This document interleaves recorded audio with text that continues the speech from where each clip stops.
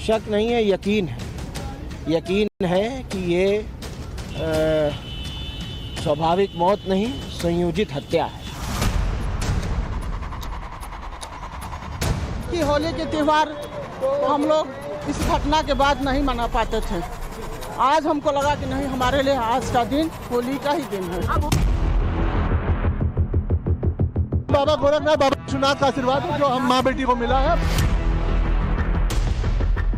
मौत और हत्या का फर्क जब मिट जाए, अराजकता होती है।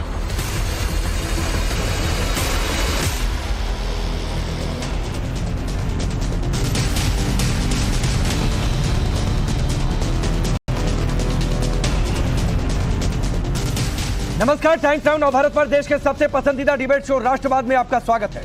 आपके साथ मैं हूं राकेश पांडे। राष्ट्रवाद यानी देश से बढ़कर कुछ नहीं। मुख्तार की मौत में विपक्ष को मर्डर क्यों दिखता है? मुख्तार को जहर वाली बात, 3 जगह सच्चाई क्या है?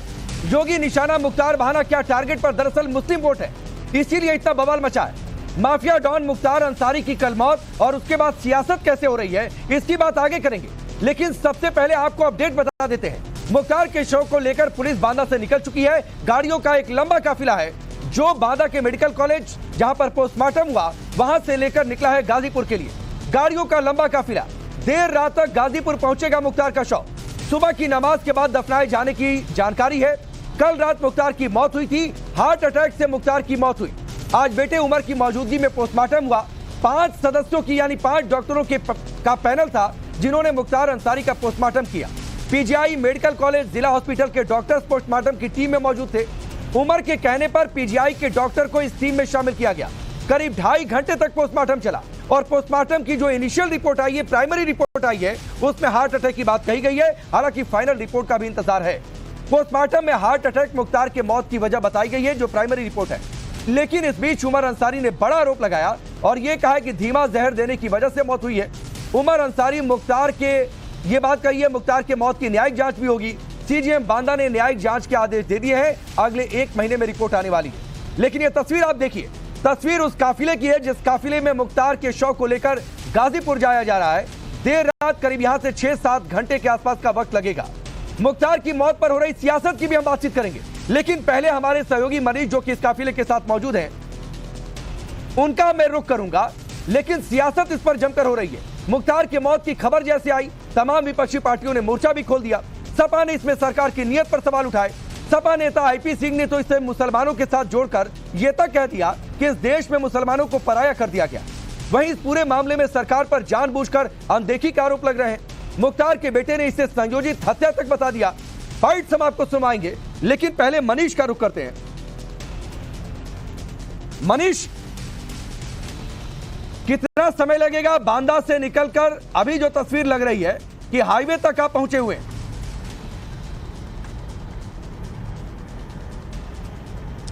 देखिए, अभी 5 बज रहा है और तकरीबन अगर कम से कम समय का आकलन किया जाए तो 6 से लेकर 7 घंटे गाजीपुर तक पहुंचने में लग जाते हैं। तो ऐसे में संभावना ये जताई जा रही है कि 11 से लेकर 12 बजे तक ये काफिला वहां पहुंच सकता है। अब अंतिम संस्कार क्या देर रात को करेगा परिवार, या फिर कल भी अंतिम संस्कार किया जा सकता है, इसकी संभावना क्या रहेगी वो परिवार मिल बैठकर तय करेगा। उमर अंसारी की अफजल अंसारी से इस संबंध में बातचीत हुई है, क्योंकि परिवार मानकर चल रहा था कि पोस्टमार्टम की प्रक्रिया लगभग 11 से लेकर 12 बजे तक पूरी हो जाएगी और शव मिलने के बाद उस वक्त काफिला लेकर रवाना होंगे और देर शाम को अंतिम संस्कार कर दिया जाएगा। लेकिन अब स्थिति बदल गई है, थोड़ी सी देर जरूर हुई और थोड़ी देर इतनी भारी पड़ सकती है कि देर रात तक ये सब पहुंचेगा। तो वो अब परिवार को तय करना है। लेकिन पुलिस प्रशासन और परिवार पहले से आज के अंतिम संस्कार प्रक्रिया की पूरी तैयारी कर चुका है। कब्रिस्तान की तैयारियों का जायजा गाजीपुर पुलिस ने लिया, परिवार के लोग वहां पहुंचे, कब्र खोद दी गई है। अब देर रात को पहुंचेंगे तो क्या कोई इस्लामिक रीत रिवाज के तहत क्या अंतिम संस्कार हो सकता है, ये देखना होगा। लेकिन आप देखेंगे राकेश, काफिला पुलिस की पूरी कोशिश ये है कि काफिले में कोई अनचाहा वाहन न जाने पाए। ठीक है, चलिए मनीष, मैं आपके पास लौट कर आता रहूंगा। आप इस काफिले के साथ लगातार मौजूद हैं और तस्वीरें आप भेज रहे हैं। मुख्तार का ये आखिरी सफर, मुख्तार की कल मौत हुई, लेकिन इसके बाद किस तरीके से सवाल इस पर खड़े किए गए हैं, इस पर भी आगे चर्चा होगी। मैं आपका परिचय आज के मेहमानों से करवाता हूं। वीरेंद्र भट्ट जी हमारे साथ वरिष्ठ पत्रकार जुड़े हुए हैं। ओपी सिंह जी पूर्व डीजीपी उत्तर प्रदेश पुलिस हमारे साथ जुड़े हुए हैं। सूर्या मैथिल पॉलिटिकल एनालिस्ट के तौर पर शादाब चौहान जो कि प्रवक्ता है पीस पार्टी के, मोहम्मद अतीक हमारे साथ, प्रवक्ता है मुस्लिम लीग के, विवेक सिलासी समाजवादी पार्टी के नेता और प्रवक्ता। आप सभी का स्वागत है। इस बीच स्क्रीन पर वो सवाल डाल दीजिए जिनके इर्द गिर्द आज की चर्चा आगे बढ़ेगी।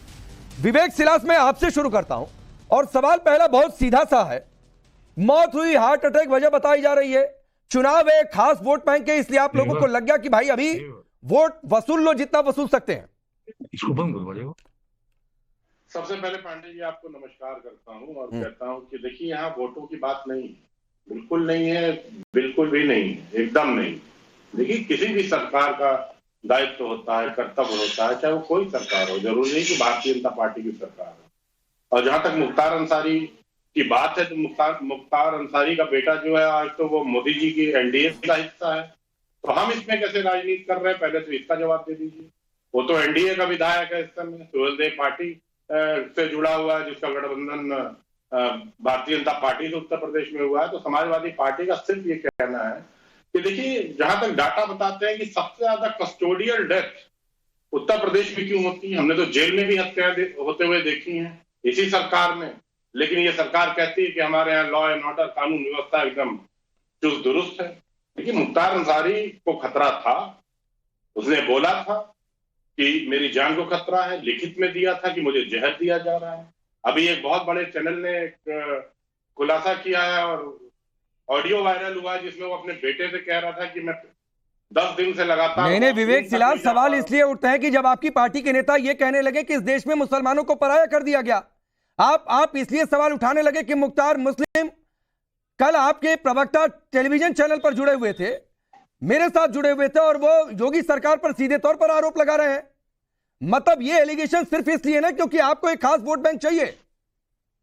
देखिए यहाँ वोट बैंक की पॉलिटिक्स नहीं है, आप जबरदस्ती इसको राजनीति में मत। अरे तो आईपी सिंह ने अगर ये कहा कि मुसलमानों को पराया कर दिया गया इस देश में, इस स्टेटमेंट की आज क्या जरूरत थी? आपको मुख्तार में एक मुस्लिम दिखता है सिर्फ, जिस तरह अतीक में मुस्लिम दिख रहा था, जिस तरह अतीक के बेटे में मुस्लिम दिख रहा था, भाईचारा खराब हो रहा था उस समय। देखिए पांडे जी, ये तो आपके जो चैनल की, और आप एक वरिष्ठ एंकर हैं अपने चैनल के, इस तरह की बात करके आप जो समाज में ना जहर घोलने का काम कर रहे हैं और कुछ नहीं कर रहे हैं। आप क्या चाहते हैं कि समाज में जहर घुल जाए? विवेक सिलास, मैं आपको चैलेंज दे रहा हूं, आप मेरी बात को गलत साबित कर दीजिए अगर मैंने किसी को भी गलत कोट किया है। आईपी सिंह के एक्स ट्विटर लाइन पर आप जाकर देख लीजिए, एक्स उनकी टाइमलाइन पर उन्होंने कहा है कि नहीं कि मुसलमानों को पराया कर दिया गया। कल मनोज यादव जुड़े थे, वो सीधे तौर पर योगी सरकार पर आरोप लगा रहे हैं, देखिए नियत पर सवाल खड़े कर रहे हैं। ये मैं कह रहा हूं कि आप आईपी सिंह और मनोज यादव की बात कर रहे हैं, लेकिन हमारे माननीय राष्ट्रीय अध्यक्ष ने क्या ट्वीट किया आपने पढ़ा क्या? नहीं, आपके माननीय राष्ट्रीय अध्यक्ष नहीं, जब अतीक के बेटे का एनकाउंटर हुआ था विवेक सिलास, तब आपके माननीय राष्ट्रीय अध्यक्ष ने ही लिखा हुआ था कि भाईचारा के खिलाफ है ये सब। तो आपने उसको अनदेखा कर दिया होगा, क्योंकि आपको बैठ के यहाँ हिंदू मुसलमान करना है, आपको जहर घोलना है पांडे जी। अच्छा, आपने हमारे राष्ट्रीय अध्यक्ष का ट्वीट पढ़ा, हाँ या ना? उसमें क्या? नहीं, मैंने पढ़ा, मैं तो उनके सारे ट्वीट कोट कर रहा हूँ विवेक सिलास। मेरी बात एक निशांत हो जाइए, उसमें स्पष्ट लिखा है कि किसी भी सरकार का दायित्व होता है, कर्तव्य होता है कि वो अपने सिटीजन्स को, अपने नागरिकों को, चाहे भले वो कैदी ही क्यों ना हो, उसकी पूरी सुरक्षा करे। ये लिखा गया है उसमें। इस पे आप लोग कभी चर्चा नहीं करते। आप लोग को तो मसाला चाहिए, आप लोग को सिर्फ मसाला चाहिए कि हिंदू मुसलमान कैसे हो। अरे अब्बास अंसारी एनडीए का हिस्सा है, आप में हिम्मत है तो बोलिए कि मुख्तार अंसारी जो है उसका बेटा नरेंद्र मोदी जी की पार्टी का हिस्सा है, लेकिन आप नहीं बोल पाए। अरे वही बेटा, सुनिए ना, वही अब्बास अंसारी, विवेक सिलास, वही अब्बास अंसारी बीते विधानसभा चुनाव में ताल ठोक कर कह रहा था कि आने दो सफाइयों का शासन, बुलडोजर घुमा देंगे। और मैं आऊंगा विवेक सिलास की मुख्तार को किसने फेवर किया, अतीक को माफिया किसने बनाया, और यकीन मानिए अब जवाब नहीं दे पाएंगे। लेकिन सूर्या मैथिल, मैं दे दूंगा।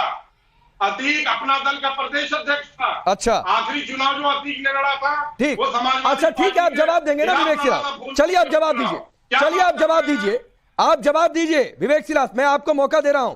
2004 में शैलेंद्र सिंह, मुलायम सिंह दबाव डालते हैं, कोटा क्यों लगा दिया, इस्तीफा देना पड़ता है, ये बताने की जरूरत है क्या? मेरी बात सुनिए मेरी। मुख्तार अंसारी क्या समाजवादी पार्टी से कभी लड़े? मैं पूछ रहा हूं, मुख्तार अंसारी के पास से एलएमजी मिलती है, विवेक सिलास से एलएमजी मिलती है, शैलेंद्र सिंह पोटा लगाते हैं, सवाल पूछा है तो दबाव क्यों बनाया गया कि पोटा हटा दो? सवाल पूछा है तो जवाब सुनने की हिम्मत रखिए। तो जो सवाल पूछ रहा हूं सर, उसका जवाब दीजिए। मेरी बात सुनिए, मुख्तार अंसारी कभी समाजवादी पार्टी के टिकट पे चुनाव लड़े? नहीं लड़े। बहुजन समाज पार्टी की टिकट से चुनाव लड़े। अतीक अहमद जो भारतीय जनता पार्टी का सहयोगी दल है, अपना दल, उसके प्रदेश अध्यक्ष थे।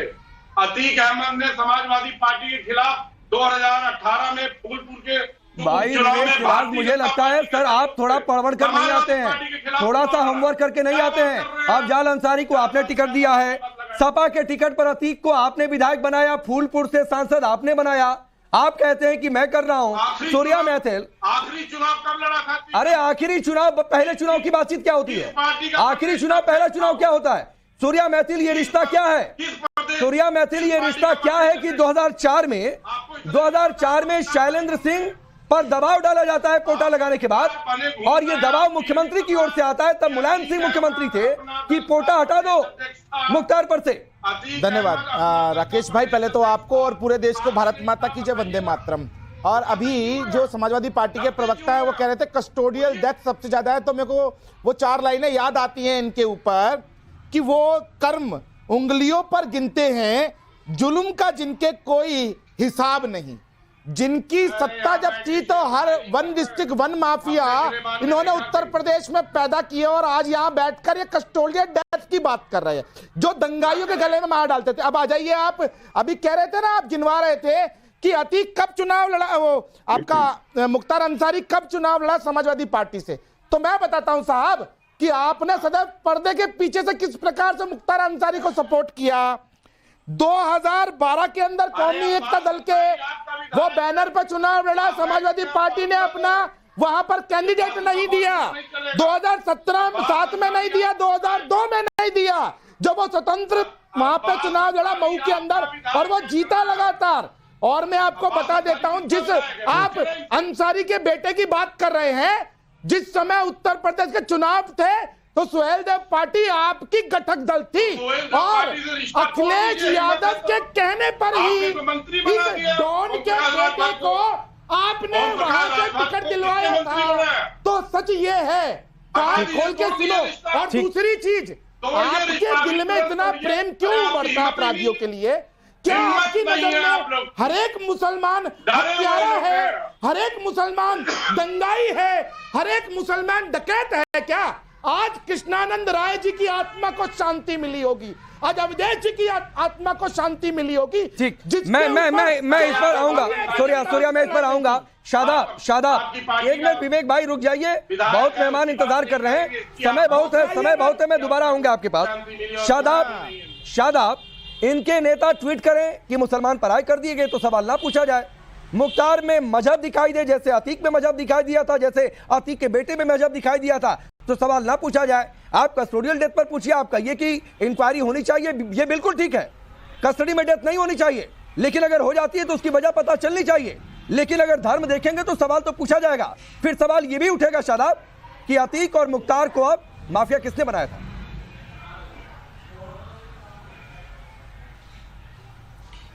देखिए पांडे जी, 2-3 बातें हैं। पहली बात तो मुख्तार साहब का इंतकाल बेहद दुखद है, अल्लाह उनके परिवार वालों को सब्र जमील अता फरमाए। और वो एक जांच का विषय हमने मांग किया कि उच्च स्तरीय जांच होनी चाहिए कि वो एक नेचुरल डेथ है या वो प्री प्लान्ड मर्डर है, ये जांच का विषय, क्योंकि उन्होंने ये खुद आरोप लगाया, बताया चिट्ठी लिखकर कि 19 तारीख को जहर देने की और तरह की चीजें की गई। तीसरी चीज ये है जो अफसोसनाक है, सोशल मीडिया पर एक वर्ग जश्न मना रहा है और कहा जा रहा है अगला नंबर आजम खान का है। एक रमजान में निपटा दिया अतीक को, दूसरे में निपटा दिया मुख्तार को, अगला नंबर आजम खान का, फिर असदुद्दीन ओवैसी का, शादाब चंद। ये ट्वीट सोशल मीडिया पे मैं आपको 10 ट्वीट दिखा दूंगा, भरा पड़ा है मोबाइल, मेरे खुद मोबाइल पे। शादाब सुनिए ना, शादाब मैं भी सोशल मीडिया देखता हूं। शादाब भाई, सोशल मीडिया पर एक ग्रुप ऐसा भी है जो मुख्तार को ऐसे महिमा मंडित कर रहा है जैसे वो इस देश का न जाने कितना बड़ा महान नेता था, क्रिमिनल था, वो कन्विक्टेड था, तो उस पर भी बोल लीजिए। अब सुन लीजिए, देखिए बोल रहा हूं, आप परेशान ना होइए, बोल रहा हूं। हर व्यक्ति के जिंदगी के दो पहलू हैं। एक पहलू वो जिसका सब जिक्र करें, दूसरा पहलू वो कि वो ब्रिगेडियर उस्मान का परिवार है, स्वतंत्रता सेनानियों का परिवार है। नहीं, परिवार अरे शादाब भाई, मुझे पता था आप इस लाइन पर आएंगे। तीसरी चीज उनके नाना, उनके दादा ने देश को गर्व करने का मौका दिया, लेकिन मुख्तार उस विरासत को नहीं संभाल पाया। ये आपको खुलकर कहनी चाहिए। उस विरासत को गंवा दिया मुख्तार अंसारी ने। पांडे जी वही जितना समय सपा वालों को दिया हमें भी दे दो ना। आप ही के पास आपका प्रेम कब से हो गया? और भाजपा का प्रवक्ता तो फरार है आज तो भाजपा के प्रवक्ता फरार हैं, सबके सब फरारी काट रहे हैं। कोई भी पक्ष नहीं रख रहा कि मुख्तार अंसारी मसले पे उनका क्या स्टैंड है, कि क्या ये फेल्योर है, क्या रीजन है। दूसरी चीज ये है कि आज गाजीपुर बांदा मऊ के लोगों ने अपना एक भाई है, अपना हमदर्द बेटा खोया है। हाँ, अलग अलग लोगों की भावना होती है, सबको अपना अधिकार है, लेकिन हम ये कहते हैं कि इसकी उच्च स्तरीय जांच होनी चाहिए। हत्यारे की मृत्यु हुई है जो कि सजा याफ्ता था, जिसने की एक विधायक को AK-47 से 400 गोलियां मारी थी। ये कौन बोल रहा है? महिमा मंडित मत करो। अरे कौन भौंक रहा है? लगता है सबको अपनी जात के लोग ही समझ में आते हैं। ऐसा लगता है सबको अपनी जात के मामले ही समझ में आते हैं। सबको ऐसा लगता है सामने उन्हीं की जात के लोग बैठे हुए हैं। अरे आप इंसानों की तरह बर्ताव कीजिए। नहीं, इंसानों की तरह आप बर्ताव कीजिए ना। मैं तो बोला कि हत्यारा गया है भैया, उसको महिमा मंडित क्यों करते हो? जवाब दे रहा हूं। सूर्या प्लीज, मैं आ रहा हूं। शादाब अपनी बात पूरी करिए। शादाब अपनी बात पूरी करिए, फिर मैं वीरेंद्र जी के पास जाऊंगा। लेकिन एक बात मैं आपसे भी कह रहा हूं सर, आप भी वही काम कर रहे हैं जो सोशल मीडिया पर दूसरा ग्रुप कर रहा है। आप महिमा मंडित करने का काम कर रहे हैं। नाना आर्मी में थे, ब्रिगेडियर थे, महावीर चक्र मिला, सैल्यूट करते हैं उनको। दादा स्वतंत्रता सेनानी थे, सैल्यूट करते हैं उनको। लेकिन मुख्तार अंसारी ने सैल्यूट करने की वजह नहीं दी। यह आपको खुलकर कहना चाहिए। मुख्तार अंसारी उस विरासत को नहीं संभाल पाया, यह आपको खुलकर कहना चाहिए। मुख्तार अंसारी जेल में रहते उस पर 8 मर्डर के केस लगे, यह भी आपको खुलकर कहना चाहिए। देखिए, मर्डर के केसेस तो ब्रजभूषण सिंह पे भी हैं, बड़े बड़े आरोप बड़े बड़े नेताओं पे रहे हैं, बहुत बड़े पद पर भी हैं। गुजरात के कुछ लोग, उन पर भी आरोप रहे। मैं उस पे नहीं जा रहा, वो न्याय का, अदालत का काम है। और अदालत की प्रक्रिया से अगर उनको सजा होती, मौत की सजा होती, वो एक अलग प्रक्रिया है। हमें अदालती कार्रवाई पर कोई हस्तक्षेप नहीं है। हमारी मांग यह है कि उच्च स्तरीय जांच हो। और जो ये नकारात्मकता है, जो समाज के प्रति गंदगी, अगला नंबर आजम खान का क्यों होगा? चलिए, आपने इनको बोल दिया अगला नंबर सदुद्दीन ओवैसी का क्यों होगा? अरे शादाब, फिर आप वहीं पर आ गए। नहीं, मैं शादाब खान को मारा जाएगा। मैं दोनों ग्रुप के खिलाफ हूं, लेकिन आप सिर्फ एक ग्रुप की खिलाफत कर रहे हैं। मैं दोनों ग्रुप की खिलाफत कर रहा हूं, आप सिर्फ एक ग्रुप की खिलाफत कर रहे हैं। अगर कोई किसी की मौत पे जश्न मनाता है, चाहे वो हिंदू की मौत हो, मुसलमान की मौत हो। नहीं, शादाब, चलिए एक ब्रेक लेना है। ब्रेक के बाद मैं वीरेंद्र जी आपसे शुरू करूंगा शादाब, और ये सवाल फिर पूछूंगा कि आप भी महिमा मंडित करने का काम कर रहे हैं भाई, और मुख्तार को महिमा मंडित तो कम से कम मत करिए। जो सवाल है मौत को लेकर वो अपनी जगह, वो इंक्वायरी का सब्जेक्ट है। जल्द वापस लौटते हैं, कहीं जाइएगा। खबर कि मुख्तार अंसारी के शव को लेकर पुलिस निकल चुकी है।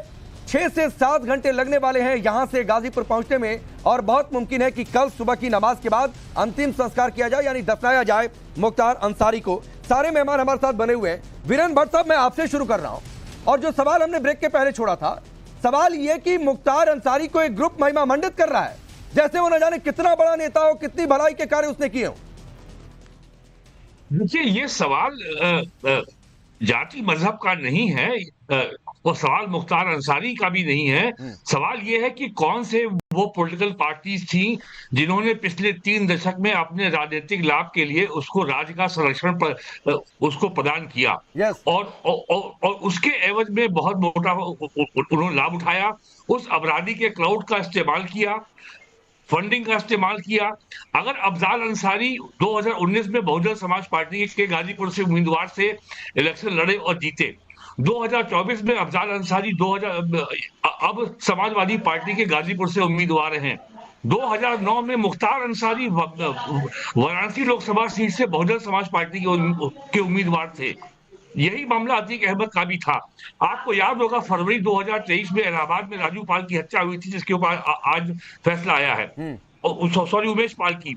और अप्रैल 2023 में अतीक अहमद की भाई की हत्या हो गई थी।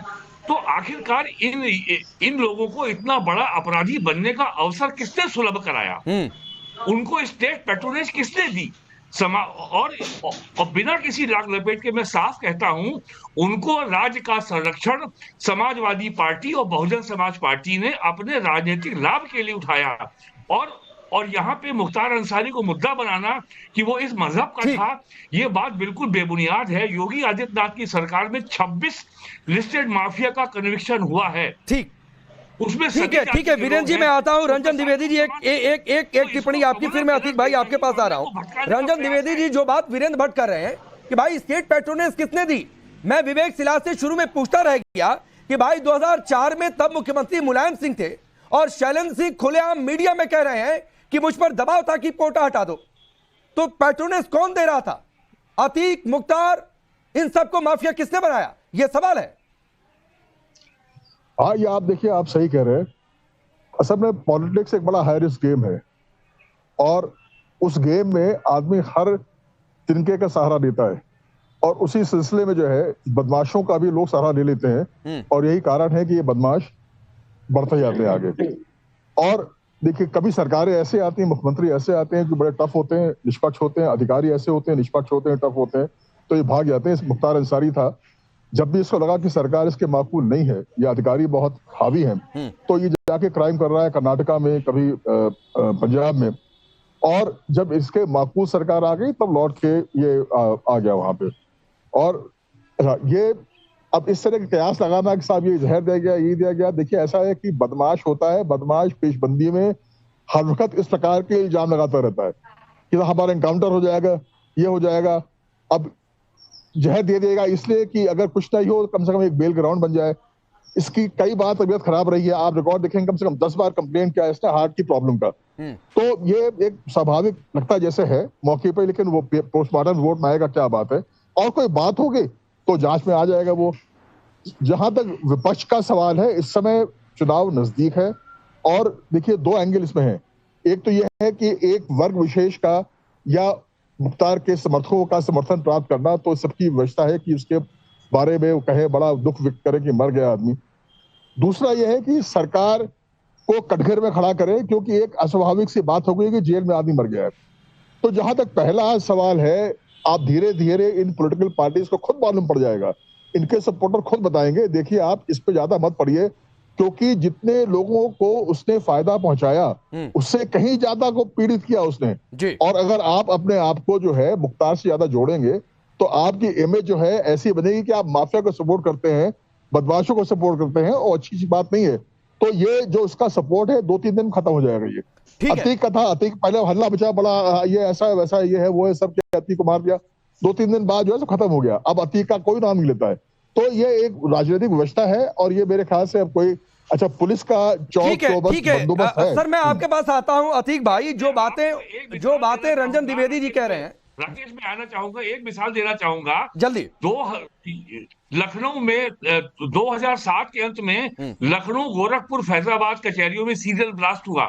उसका एक एक्यूज था, वो 2013 में उसको पेशी के लिए फैजाबाद ले जाया गया था, वो लौट रहा था, रास्ते में उसकी पुलिस वैन में मौत हो गई। उस समय समाजवादी पार्टी की सरकार ने बृजलाल एक्स डीजीपी और विक्रम सिंह एक्स डीजीपी के खिलाफ हत्या का मुकदमा लिखवा दिया था। इस हद तक जो है ये हाल था यूपी में एडमिनिस्ट्रेशन का कि ठीक है, ये आप अच्छी मिसाल दे रहे हैं, मैं विवेक सिलास से इस पर जवाब दूंगा। लेकिन अतीक भाई, ये सामने चुनाव है, मुस्लिम वोट दिखता है, इसलिए इस तरीके से मुख्तार को महिमा मंडित किया जा रहा है। राकेश जी, मुझे बिल्कुल भी ताज्जुब नहीं होता जब आप इस तरह के भानुमति का पिटारा लेके बैठते हैं और ये जो राजनीतिक विश्लेषक जो उछल रहे थे अभी अपनी कुर्सी से 2-2 इंच, तो मुझे बिल्कुल ताज्जुब नहीं होता है, क्योंकि मुझे मालूम था कि असल मुद्दे पे तो डिबेट होनी नहीं है, असल मुद्दे पे तो कोई छुएगा नहीं। ऐसे पोर्ट्रेट करा जा रहा है जैसे लग रहा है कि जो है सारी साजिश जो है खुद मुख्तार अंसारी ने अपने खिलाफ कर ली। जो उन्होंने लेटर लिखा है मुख्तार अंसारी ने कि मुझे अपनी हत्या की आशंका है, और उसमें उन्होंने बहुत सारे नाम लिखे हैं, उस पर कोई डिबेट नहीं कर रहा है कि आखिर वो नाम क्यों लिखे गए थे। ऐसा कैसे हो सकता है कि जिसकी मौत हुई हो और जो जैसा चलिए आपने अतीक भाई, आपने सवाल जो पूछा, रंजन द्विवेदी जी इशारा कर रहे हैं, वो बेहतर तरीके से आपको जवाब दे देंगे। देखिए, मैं आज पहले भी मैंने कहा कि बदमाश जो है पेशबंदी में ये सब करता रहता है। मैं डीआईजी रेंज बनारस था और मुझसे पहले की बात थी कि ये रुंगटा अपहरण कांड हुआ था। राकेश जी आपने मेरी मैं बात आया- नहीं मैं तुरंत इसके बाद आ जाऊंगा। सीनियर ऑफिशियल है इसलिए उनकी बात सुननी जरूरी थी। इसके बाद तुरंत अतीक आपके पास आऊंगा। आपने सेल्फ गोल कर लिया राकेश जी। नहीं मैंने कोई सेल्फ गोल नहीं किया। आप इनको सुन लीजिए फिर आपके पास आ जाऊंगा। नहीं चाहते थे इसी लाइन सर एक मिनट बात सुन ले हमारी। सर एक मिनट बात सुन ले। तो वो जब उसका पर्दाफाश हुआ, उसको पकड़ने के लिए पार्टी भेजी हमने। वो विधायक था उस समय बसपा का, मुख्यमंत्री थी माननीय मायावती जी। तो बहरहाल जो उसमें हुआ उसके बाद उसको लगा कि उसका इनकाउंटर हो जाएगा, तो उसने हमारे खिलाफ फर्जी एक रिट कर दी हाई कोर्ट में कि साहब अदली बाजार में मिले हमको, इन्होंने बहुत मारा पीटा, हमको धमकाया कि तुम्हारा इनकाउंटर कर दूंगा। मैं जान जाके भागा, उनको रोका जाए तो हमारा मार देंगे जान से। तो देखिए बदमाश इस तरह की हरकत करता रहता है, दरखास्तें देता रहता है। और जैसे अब इंक्वायरी बैठ गई, आप इंक्वायरी में उसको बात को लाइए सामने। अगर कोई दंड के योग्य होगा उसको मिलेगा, मिलना भी चाहिए। अगर कोई देखे कोई गलत काम हुआ अतीक आप अपनी बात पूरी करिए। ये कहते हुए बिल्कुल भी लज्जा नहीं आ रही है कि वो जो लेटर लिखा था वो फर्जी लिखा था। बदमाश ऐसी हरकतें करते रहते हैं। आप ये कहना चाहते हैं मुख्तार अंसारी ने जो अपनी हत्या का जो आशंका वाला लेटर एमपीएमएलए कोर्ट को लिखा था, आप ये कहना चाह रहे हैं कि वो बदमाश ऐसी हरकतें करते रहते हैं?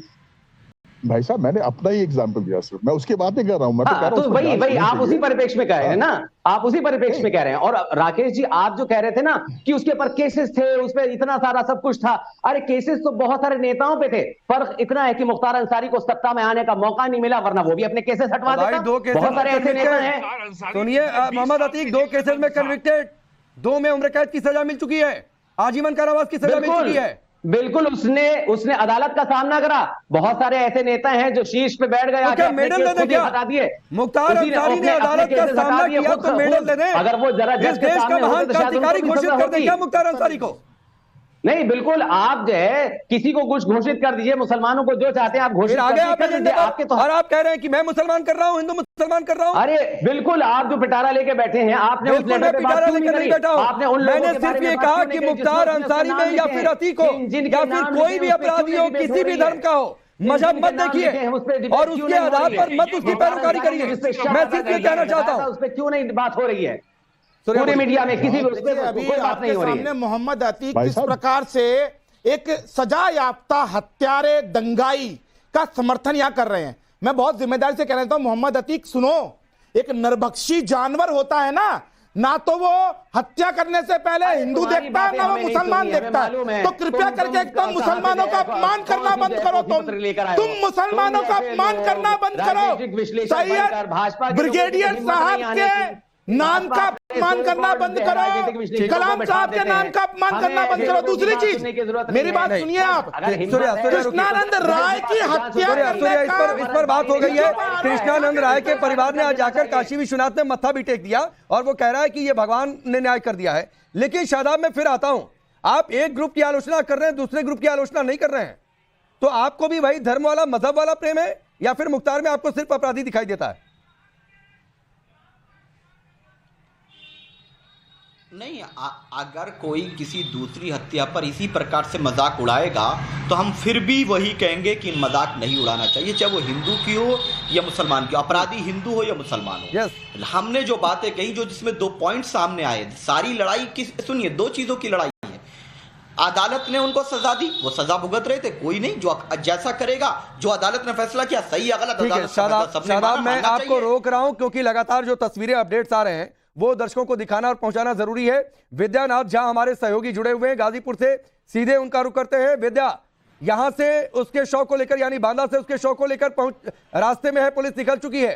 संभवतः 11 या 12 बजे क्या वहां पर तैयारी क्या आप देख पा रहे हैं? जी बिल्कुल, मैं आपको जरा दिखा देता हूं जो तस्वीर है यहाँ की। सीधे ये देखिए, ये जो मेन रोड से अंदर की तरफ गली जाती है मुख्तार अंसारी के घर के लिए, जिसको फाटक कहा जाता है, वहां पर आप देख रहे हैं कि यहाँ पर लोगों का आना जाना लगातार जो सिलसिला है वो चल रहा है। लेकिन अब क्योंकि ये खबर पुख्ता हो गई है कि मुख्तार अंसारी का जो शव है वो वहां से निकल चुका है और वो 6 से 7 घंटे के बीच में यहां पहुंच जाएगा, तो यहां पर जो इंतजाम प्रशासन की तरफ से किए जाने थे वो इंतजाम भी पूरे कर लिए गए हैं। यहां पर मैं आपको दिखाना चाहूंगा कि आगे बैरिकेड लगाया गया है और यहां पर तमाम जो अधिकारी हैं पुलिस अधिकारी वो नजर आ रहे हैं। सुबह से ही पुलिस, भारी संख्या में पुलिस बल यहां पर तैनात है। जो लोग यहां पर पहुंच रहे हैं अंतिम क्रिया में शामिल होने के लिए और जनाजे में जाने के लिए, उनको भी समझा बुझाकर पुलिस ने दिन में घर भेजा था। लेकिन अब जैसी ही खबर आई है कि 6 से 7 घंटे के बीच में जो कुल दूरी है उसको तय करने में 6 से 7 घंटे का वक्त लगेगा, तो मुख्तार अंसारी का जो शव है वो यहां पहुंच जाएगा। और यहीं से कुछ ही मीटर की दूरी पर मैं आपको दिखाना चाहता हूं, क्योंकि पुलिस ने अब उसको रास्ते को बंद कर दिया है, बैरिकेड कर दिया है। अंदर जाने की परमिशन अब नहीं है पुलिस की तरफ से घर की तरफ जाने के लिए। तो यहां से कुछ ही मीटर की दूरी पर मुख्तार अंसारी का जो घर है वहां पर शव को लाया जाएगा और उसके बाद फिर पार्थिव शरीर को ले जाया जाएगा जो मुख्तार अंसारी का पैतृक, जहां पर मुख्तार अंसारी के जो पूर्वज हैं जिनको दफनाया गया है, जो पैतृक समाधि जहां पर है पूरे परिवार की, वहां पर उसको दफनाया जाएगा।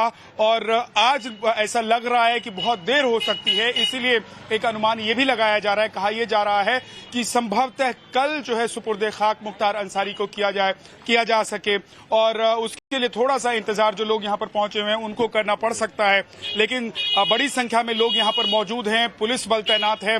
और मैं आपको जरा और अंदर ले जाकर दिखाने की कोशिश करता हूं कि देखिए यहां पर और क्या व्यवस्था की गई है, क्योंकि जैसे ही यहां पर पार्थिव शरीर पहुंचेगा बड़ी संख्या में और ज्यादा संख्या में लोगों के यहां ठीक है, चलिए विद्या आप वहां पर बने रहिए, अपडेट्स आपसे लेते रहेंगे। विद्या ना जाने तस्वीरें दिखाइए गाजीपुर में तैयारियां क्या हैं जब मुख्तार के शव को लेकर वहां पर पुलिस पहुंच जाएगी। आप सभी का शुक्रिया हमसे